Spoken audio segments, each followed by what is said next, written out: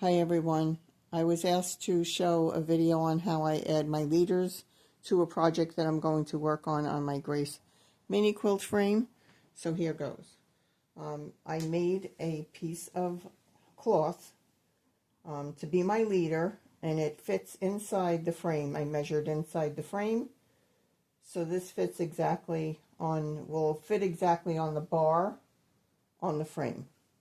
And then what I do is I figure out which part of my quilt I'm going to be quilting, and I put that as far up as I can, and then I attach it. And what I use are, I'll show you in a second, they're really just corsage pins. If you go and look online to buy them, they're corsage pins, you know, with a pearl head. I mean, they used to be hat pins. Now they're corsage pins, because I don't think anybody wears hats anymore where they need to pin them on. And then I just add them along the edge of the quilt, the whole length of what's happening here. So pin them. Whoop. I went a little crazy and I hemmed that, and I don't need to have a hem on there. And of course this piece is already finished, so the binding is getting in the way. But anyway, you get the gist of what I'm doing here. And then I would just put it on the frame and move it down as far as I could. Let's say I needed to quilt further down here. What I would do is probably just have to do that, put this around the bar, put the clamps on, and then I would be able to quilt this section as close as I could to the edge of the quilt. Also, what you have to do sometimes is maneuver it. And what I would do at times, and I have done,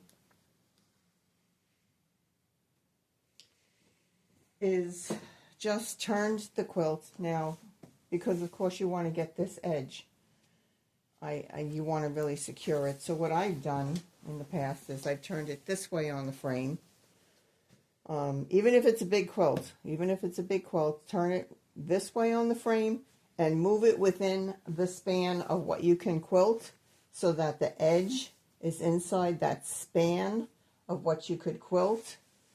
And you can either, of course, clamp it there in the bottom, but you could leave this floating. As long as you have this, the bottom and the top, tight enough, you could leave this floating without it being attached, and you could do your whole edges, whether it be the top or the two sides of the bottom, with your machine while it's floating. And do that, and do here, and then just keep maneuvering your quilt and do that. So oftentimes all I do is I'll start a section in the middle, because I like to work from the middle out. And then when I get where all the edges are empty, I go back in and do all the edges, just maneuvering the quilt on the frame the best that I can.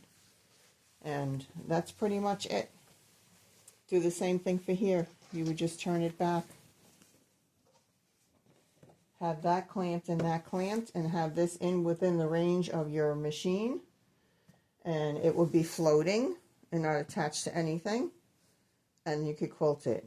The other thing is you can use the bungee cords that I've used in the past, the clamps with the bungee cord, if you really want to pull it tight, but you're still going to have an issue getting to the edge. So you could bungee cord here and do this section below it, and then move the bungee cord to here, and then do this section above it. It's really, really about maneuvering your work and your piece and what kind of design are you trying to do. You could always take it off the frame and do straight stitching around the edge.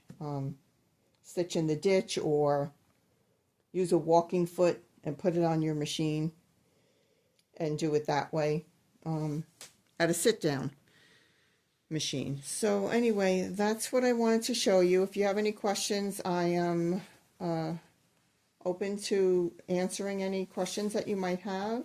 I appreciate your watching, and I hope that this helped. And, of course, see ya when I see ya. Bye.